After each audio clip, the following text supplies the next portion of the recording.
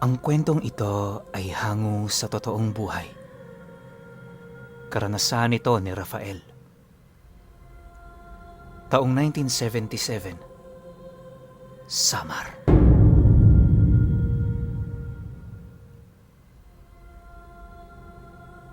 Biringan, ang nawawalang syudad ng Samar. Pamilyar ba kayo sa lugar na ito? Isang lugar kung saan nababalot ng hiwaga at kababalaghan. Isang lugar kung saan matatagpuan ang mga taong nawawala. Ayon sa mga taong naninirahan sa Samar, marami na ang naliligaw sa Biringan. May mga bata, matanda, lalaki at babae. Si Rafael, isang binatang residente ng Samar na merong nalalaman ukol sa Biringan, ay nagsaliksik tungkol sa mga bagay-bagay dito. Nagsimulang makuha ang interes ni Rafael sa mahiwagang syudad na ito nang minsang maglaho na lang na parang bula ang nakababata niyang kapatid na babae na si Rona. 14 na taong gulang pa lamang nang mawala si Rona at sinasabing napadpad na raw siya sa syudad ng Biringan. Ito ang inalam ni Rafael hanggang sa natagpuan niya kung ano ang ugnayan ng Biringan sa mga aswang na nagtatago sa paligid. Ito ang mga impormasyon na nakalap ni Rafael mula sa kanyang pananaliksik. 47 taon na ang nakalipas noong siya ay binata pa lang.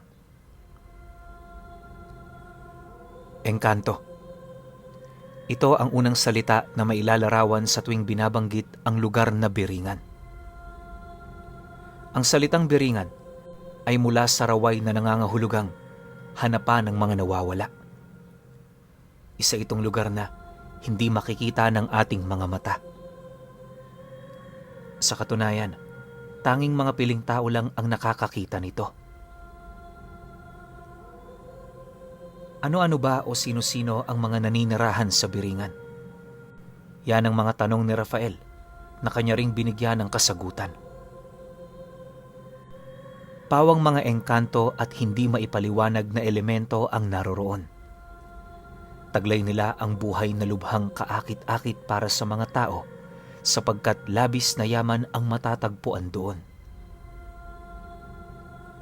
Nangangahulugan itong mayayaman ang mga engkanto ng Biringan.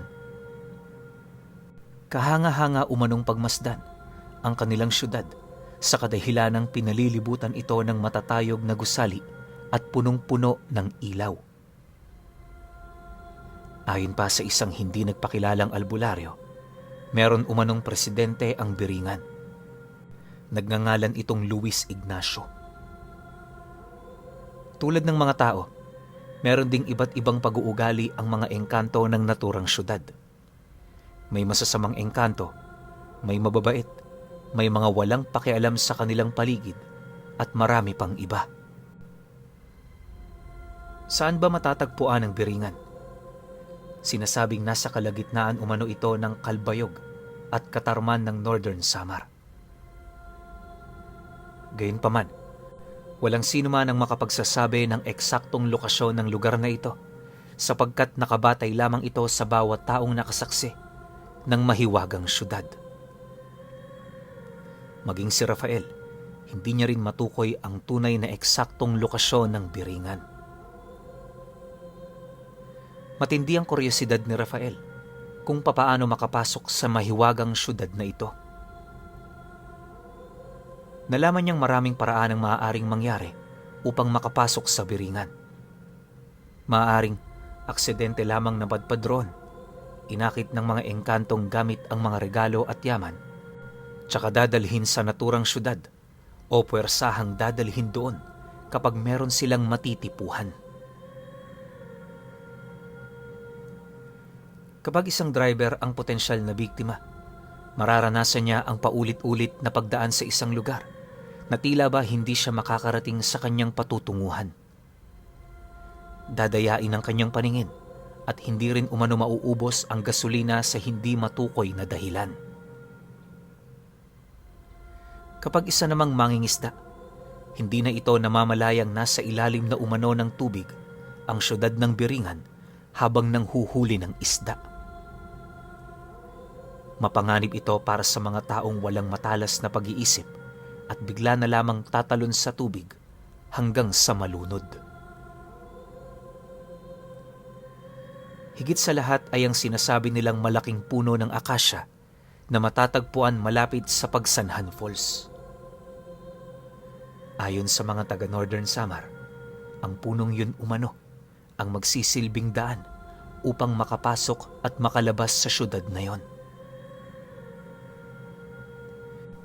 Parang yung mga napapanood nyo lang sa TV, hindi ba? Bagaman hindi ka panipaniwala, ito pa rin ang matibay na pinaniniwalaan ng mga taga roon. Ito ang pinakakinakatakutan nilang kababalaghan sa kanilang lugar. Natuklasan ni Rafael na may mga natutulog at nananaginip lang, ngunit nakarating na sa Biringan. O kaya, hindi nila malaman kung tunay na nangyari o panaginip lang at dinala sila ng mga engkanto sa mga lugar na yon. Tunay nga namang nakakabahala ang pangyayaring ito sapagkat maaaring totoo ang sinasabi nila na ang isang araw sa mundo ng mga engkanto ay katumbas ng ilang buwan o taon sa mundo ng mga tao. Gayunpaman, ibinahagi ni Rafael ang mga bagay na maaaring gawin kung makapasok ka sa Biringan. Kung sakaling may makapasok sa syudad na ito, tandaan ang pagtanggi sa mga nakakaakit na regalo at yamang iaalay ng mga engkanto. Iwasan din kumain ng ihahain nilang pagkain, lalo na ang kulay itim. Ito ay dahil hindi na raw makakauwi ang kakain ng itim. Sinasabi ng mga taga-Samar na ang makapasok sa Biringan ay may maliit ng pag-asang makabalik sa tunay na mundo. Bagaman ang katawang lupa ay may iwang walang buhay, habang buhay namang makukulong ang kaluluwa ng taong sinawim palad na nakapasok sa syudad ng Biringan. Hanggang sa kasalukuyan, nananatiling buhay ang paniniwalang ito ng mga taga Northern Samar, sapagkat bahagi na ito ng kanilang kultura. Gayunpaman, sinisikap nilang iwasan itong pag-usapan sa kanilang lugar upang hindi manggambala ang mga nilalang na nagmamasid sa kanila. Ngunit, papaano kung hindi lang pala Biringan ang tanging dahilan ng pagkawala ng mga tao sa Samar? Paano kung may iba pang salarin?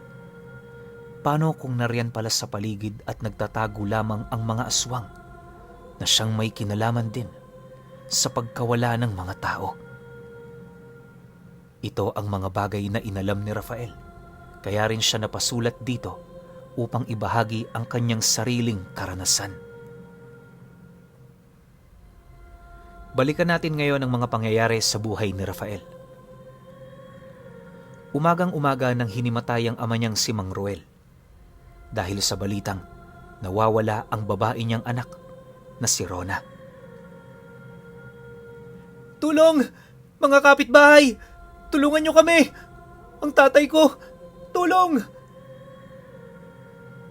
Sunod-sunod na sigaw ni Rafael habang inaalog ang balikat ng kanyang ama. Walang ibang kasama si Rafael sa kanyang buhay kundi ang kanyang nakababatang kapatid na babae lamang at ang kanyang ama. Matagal na silang iniwan ng salawahan nilang ina at sumama ito sa mayamang lalaki. Ngayon, nawawala si Rona at wala ring malay si Mang Ruel, kaya labis na nag-aalala si Rafael at hindi na niya malaman kung ano ang tamang gagawin. Dito niyo ihiga. Dahan-dahan lang ha. Saad ng isang lalaki na tumulong sa pagbuhat ng ama ni Rafael.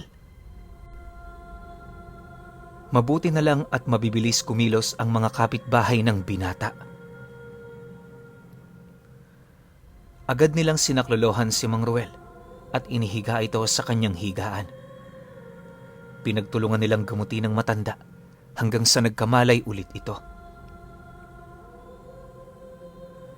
6:00 na ng gabi nang muling magkamalay si Mang Ruel.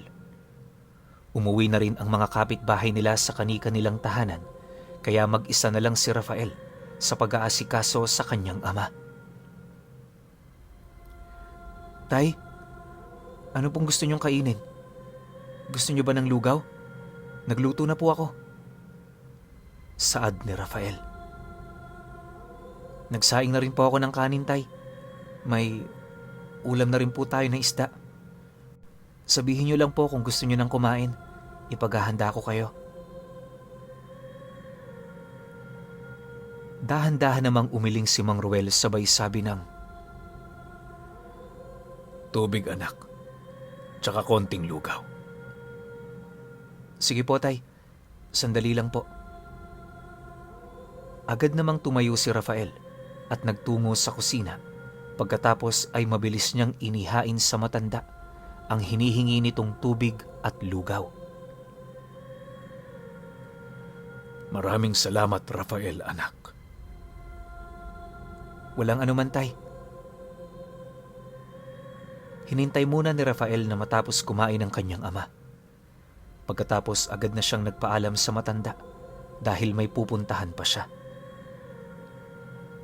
"Anak, saan ka naman pupunta?" tanong ni Mang Ruel. Tay, si Rona po. Susubukan kong hanapin sa Biringan." Pinili ng binata na magsinungaling kaysa sabihin ang tunay niyang pupuntahan. Totoong hahanapin ni Rafael ang kanyang nawawalang kapatid.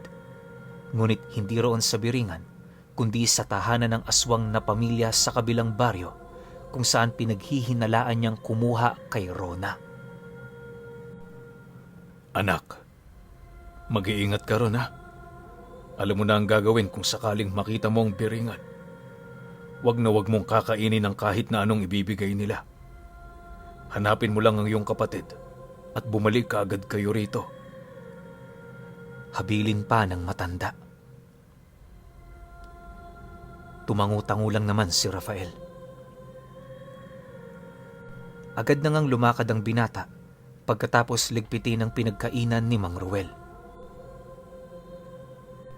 Kabadong lumakad paalis si Rafael, ngunit pilit niyang pinatatag ang kanyang sarili. Isang lampara ang bitbit ng binata na nagbibigay ng liwanag sa kanyang dinaraanan. Malapit nang makarating si Rafael sa daan patungo sa Biringan, subalit lumiko ang binata. Hindi nga siya roon pupunta, kundi sa kabilang baryo.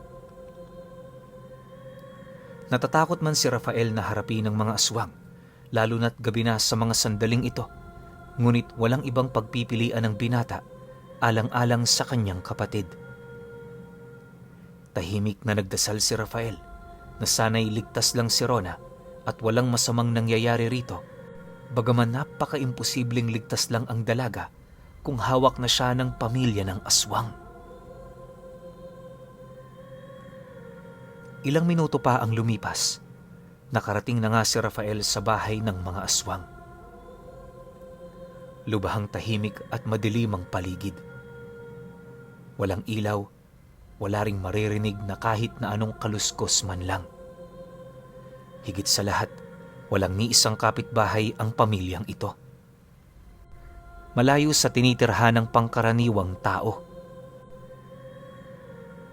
Ilang minutong nagmamasid si Rafael sa bahay na yon. Pinatay niya rin muna ang kanyang lampara upang walang makakita sa kanya.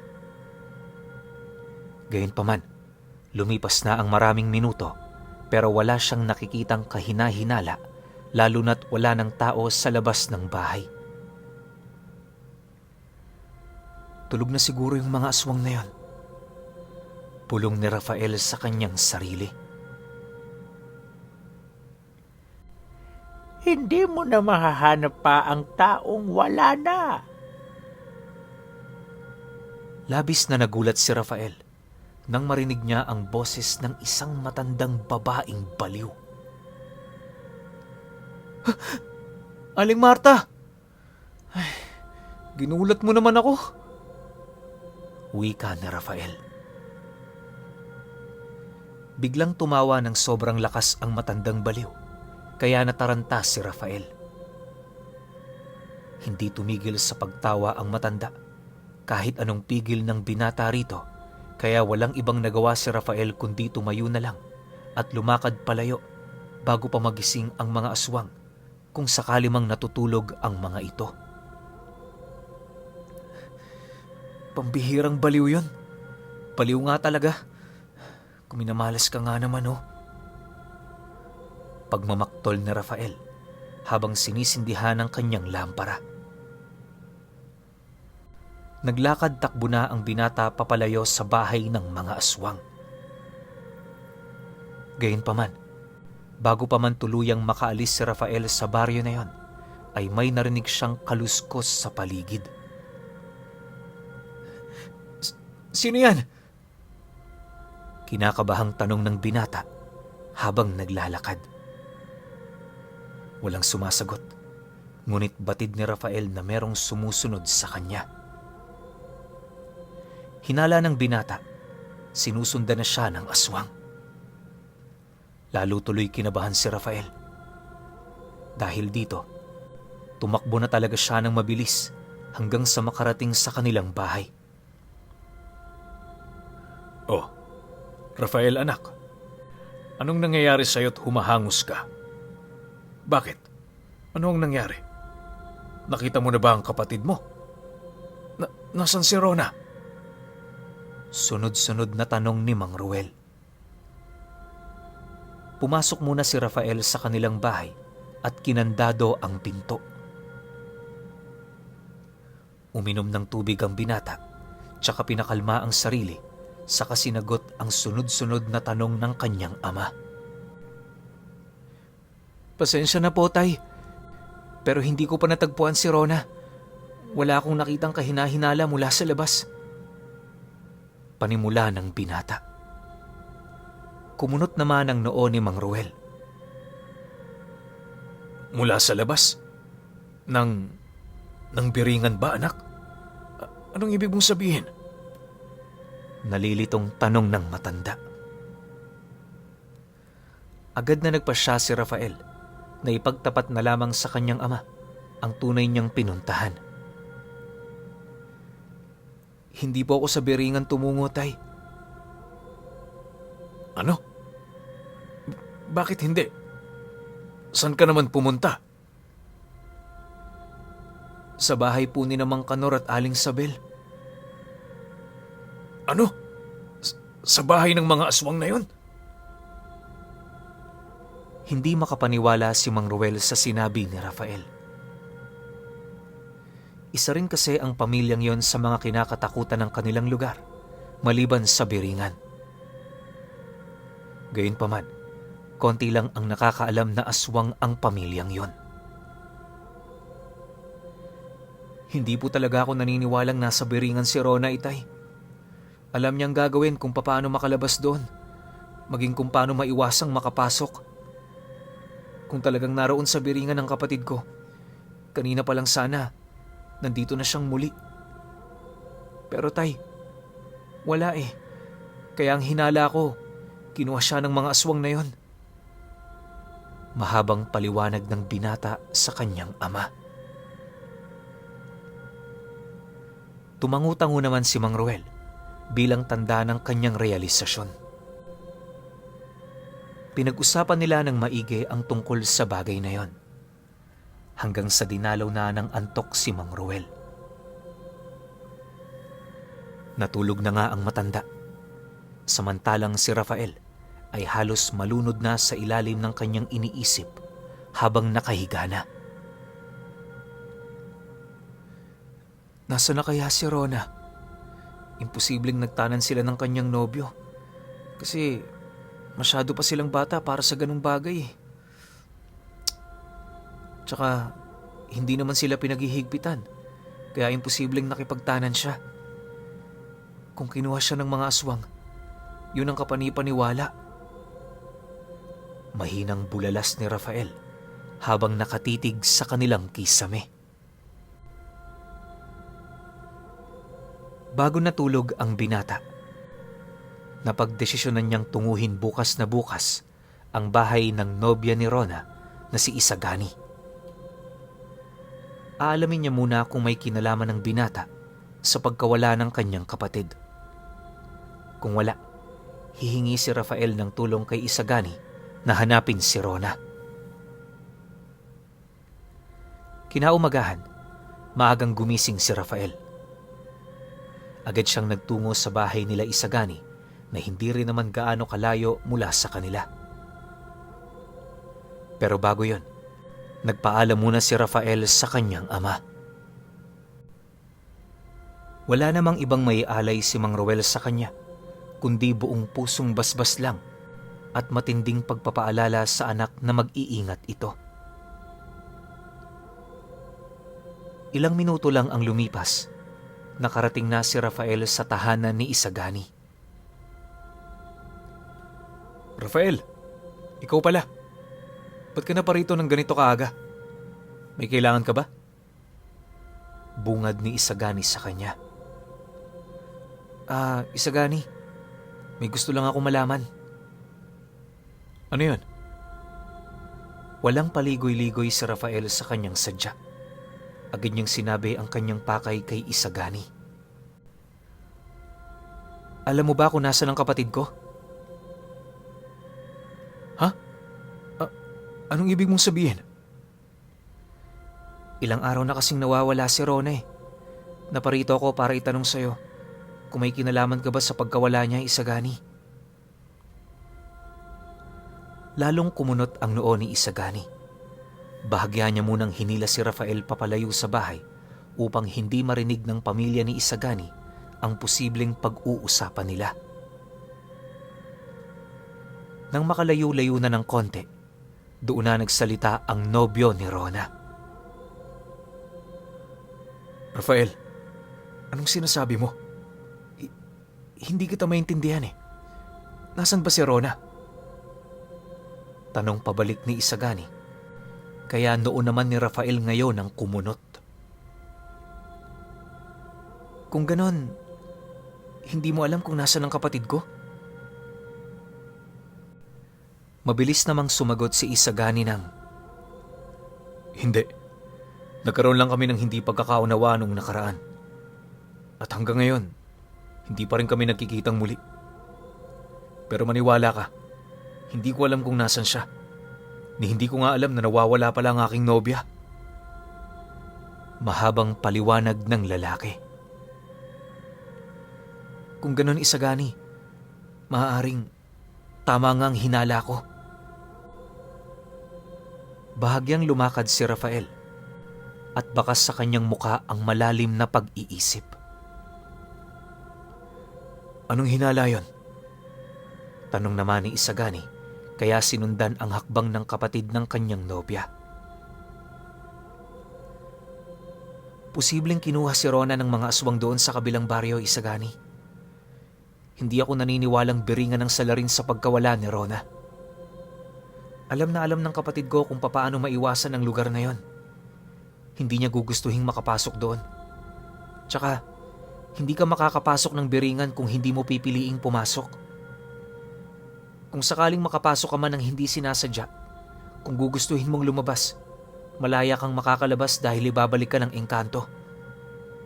Kaya naniniwala ako, nasa kamay si Rona ng mga aswang.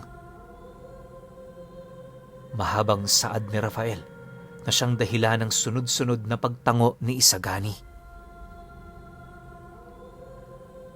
Mukhang ganun nga nangyari, Rafael.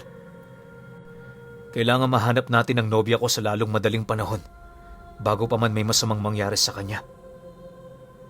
Tugon naman ni Isagani. Tumango rin si Rafael. Buo na ang loob nilang pareho. Sabay nilang ililigtas si Rona mula sa kapahamakan. Bago yon, inaya pa ni Isagani na kumain muna sila ng agahan bago lumakad. Ngunit tumanggi na si Rafael. Hindi na kasi siya mapalagay. Nais na niyang hanapin ang kanyang kapatid sa lalong madaling panahon. Nagpaalam na si Isagani sa kanyang mga magulang. Hindi nila sinabi kung saan sila lalakad ni Rafael. Hindi na rin naman nagtanong pa ang magulang ng binata sapagkat tiwala naman sila sa dalawang ito kahit saan pa magpunta. Pareho kasing mabait at responsable sina Rafael at Isagani.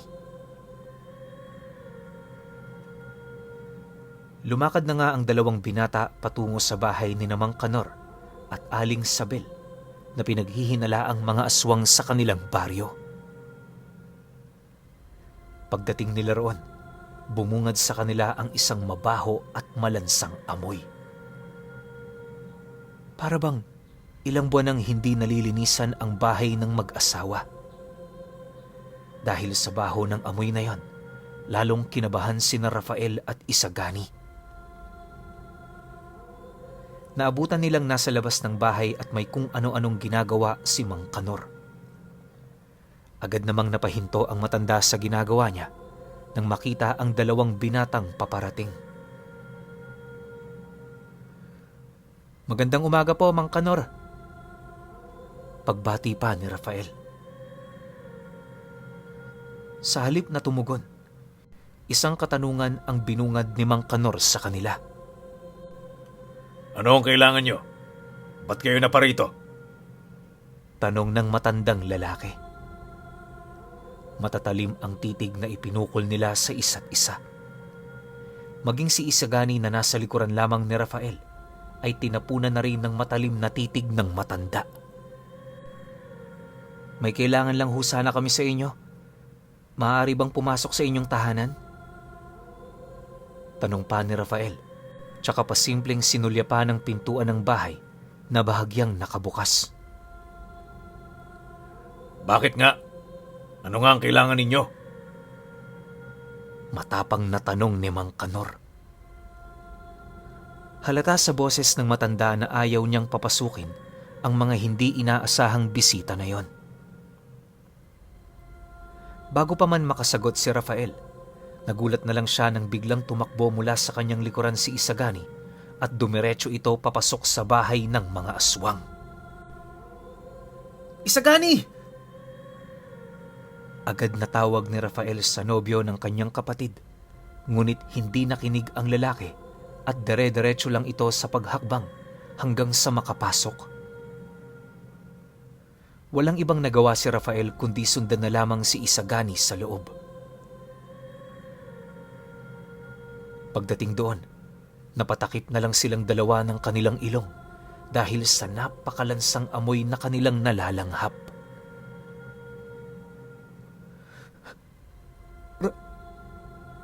"Rafael!" Bulalas ni Isagani habang nakatitig sa isang ale na nakaupo sa kanilang hapagkainan mismo at hindi sa upuan. Napatingin naman si Rafael sa tinitingnan ni Isagani. Nang makita ang ale, ay agad na nandiri ang dalawang binata dahil sa kanilang nasasaksihan. Kumakain ng malalaking hiwa ng hilaw na karne ang asawa ni Mang Kanor na si Aling Sabel. Saglit lang silang tinapunan ng tingin ng ale at saka agad din itong bumalik sa pagkain na parabang walang ibang tao sa kanyang paligid. Kung titingnan si Aling Sabel ay talaga namang masasabi mong gutom na gutom siya. May marami pang ang dugo ang kanyang bibig dahil nga hilaw ang karning kanyang kinakain. Sa pagkakataong ito, pabilis na ng pabilis ang pintig ng puso ni Rafael at Isagani. Lalo na noong may natapakan si Rafael na isang pulseras na yari sa perlas.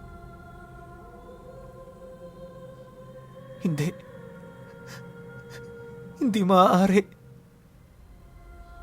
Bulalas ni Rafael nang makilala kung kaninong pulseras ang kanyang nakita.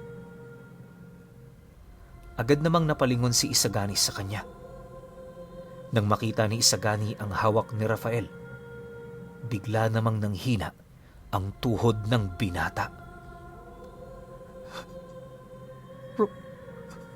Rona! Hindi nagtagal, narinig nilang magsalita si Mang Kanor mula sa kanilang likuran. Ang lakas ng loob niyong pasukin ng walang pahintulot ang bahay ko ah. Galit na wika ni Mang Kanor. Isagani, umalis na tayo rito! Mabilis na saad ni Rafael, tsaka hinatak ang kanyang kasamang lumuluha na, tsaka sila sabay na umalis sa bahay na yon. Hoy! Kayong dalawa! Bumalik kayo rito! Sigaw ni Mang Kanor, ngunit nagpatuloy na sina Rafael at Isagani sa pagtakbo, papalayo sa bahay ng mag-asawang aswang. Habang tumatakbo sila, paunti-unti rin nilang pinahiran ang bawat butil ng luhang tumutulo mula sa kanilang mga mata. Napagtanto nilang nabiktima na nga si Rona ng mga aswang na yon.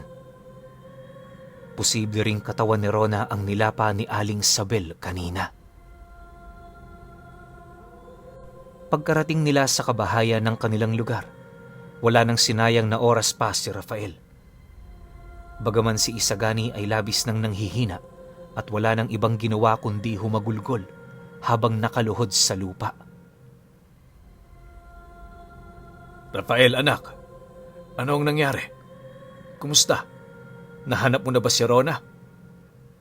Nag-aalala namang tanong ni Mang Ruel. Yumuko lang si Rafael. Walang salitang lumalabas sa kanyang bibig para sagutin ang katanungan ng kanyang ama. Ang pagtulo ng butil ng luha ni Rafael, yun na lamang ang nagsilbing kasagutan sa bawat tanong ng kanyang ama. Dahil dito, halos hindi na makakilos pa si Mang Ruel dahil sa gulat. Sumigaw ng malakas ang matanda. Wala siyang ibang binanggit kundi ang pangalan ng kanyang anak na babae na si Rona. Dahil sa eksenang yon, nagsikumpulan ang maraming tao sa paligid upang makiusyoso kung anong nangyayari. Doon na nga isiniwalat ni Rafael ang lahat. Makinig kayo! Alam kong mahirap paniwalaan pero ngayon lang, napatunayan namin ni Isagani na may aswang na pamilya sa kabilang baryo at nang bibiktima sila ng mga tao. Sobrang hirap tanggapin. Pero isa na ang kapatid kong si Rona sa mga biniktima nila. Marami ang nagulat dahil sa kanyang inanunsyo. Napuno ng bulong-bulungan ng paligid. Yung iba naniniwala sa kanya. Yung iba naman, umiiling lang at hindi naniniwala. Ngayon mga kapitbahay, lulusubin namin muli ang mag-asawang aswang na yon. Kung sino man ang gustong sumama sa amin, halina kayo, tapusin na natin ang kasamaan nila. Huwag nating hayaan na makapangbiktima pa silang muli.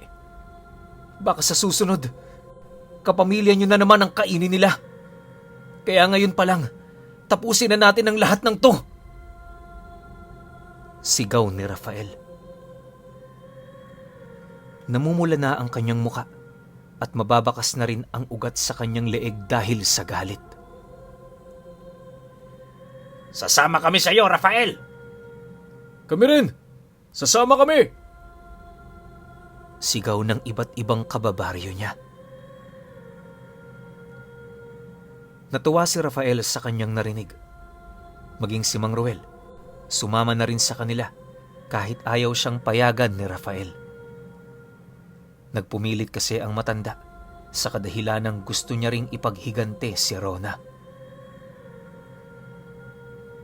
Ilang minuto lang ang ginugol nila bago nakarating sa bahay ni Mang Kanor at Aling Sabel. Pagkarating nila roon, agad silang sumugod at hindi na nagdalawang isip pa na sunugin ang bahay ng mag-asawang aswang. Para ito sa anak kong walang awa ninyong biniktima. Mga aswang kayo! Sigaw ni Mang Ruel habang umiiyak. Mga aswang! Nararapat lang sa inyo to! Mga wala kayong puso! Sigaw naman ni Isagani na tulad ni Mang Ruel na umiiyak na rin.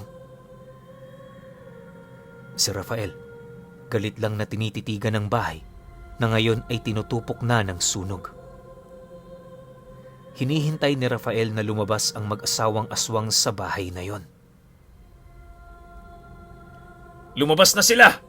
Habulin ninyo at huwag niyong hayaang makatakas! Galit na sigaw ni Mang Ruel. Naalerto naman si Rafael dahil dito. Gayunpaman, sa kasamaang palad ay nakatakas ang dalawa. Walang sino man ang nakahuli sa kanila dahil sa bilis ng kilos ng mga aswang sa kabila ng kanilang katandaan. Sobrang bilis na nakalayo ng mga ito mula sa pangkat ni Rafael. Pero hindi doon nagtapos ang lahat dahil patuloy na hinanap ni Rafael ang mag-asawang aswang na yon. Bagaman hanggang ngayon pang kasalukuyan ay hindi pa rin natatagpuan. Ngayon, tsak na si Rafael na hindi lahat ng mga taong nawawala sa kanilang lugar, beringan na agad ang salarin. Posible pa rin nasa paligid lang ang mga aswang at palihim na ng bibiktima ng mga tao sa pinakatahimik na paraan. Payo ni Rafael sa lahat ng tao sa kanilang lugar, huwag munang ituro ang biringan kung may bagong mawawalang tao. Bigyan din ng konsiderasyon ng mga aswang dahil posibleng sila ang tunay na kumuha sa mga ito. Sa pagpapakalat ni Rafael ng kwentong ito, palagi niyang sinasambit sa napagpapasahan niya ng kwento na kapag may nawawalang tao sa Samar, ay huwag sisihin ang biringan.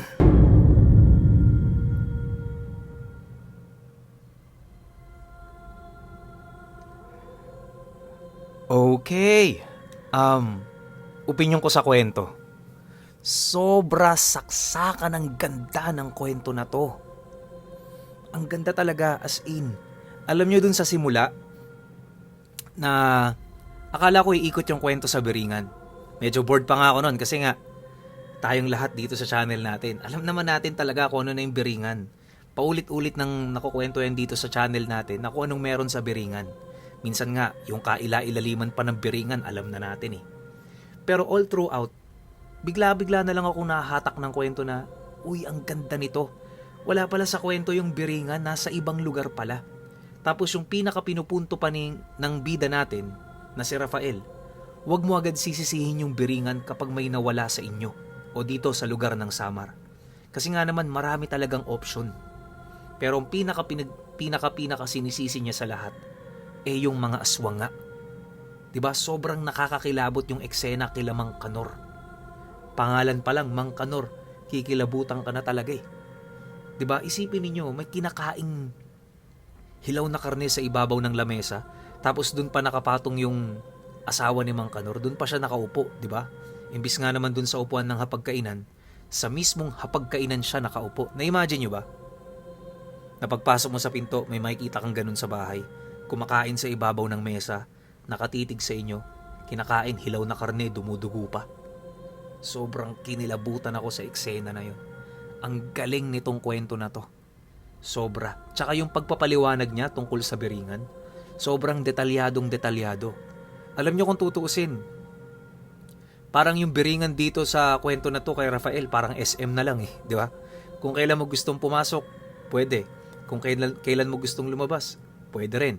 Pero ang dami niyang notes na sinabi na kapag napasok ka ron, wag mo nang gagawin. Well, dito sa channel natin, sa tinagal-tagal nito, alam nyo na yan. Di ba? Yung itim na kanin, yung mga common na banta kapag nasa loob ka ng biringan. Alam nyo nang lahat yan. Lalo na yung mga OG na nakikinig sa atin. Di ba? So, yun nga, masasabi ko sa kwento na to, saksakan talaga to ng ganda. Iba siya sa lahat ng nakwento ko. May explanation sa una, tapos Yung kwento punong-puno ng aksyon, nakakakaba, tas nakakadiri, tsaka nakakakilabot talaga. Pero syempre, iba-iba tayo ng taste. Kaya kayo, kung may opinion kayo sa kwentong ito, comment nyo lang sa baba. Yun lang. Hanggang sa susunod na kwento. Salamat.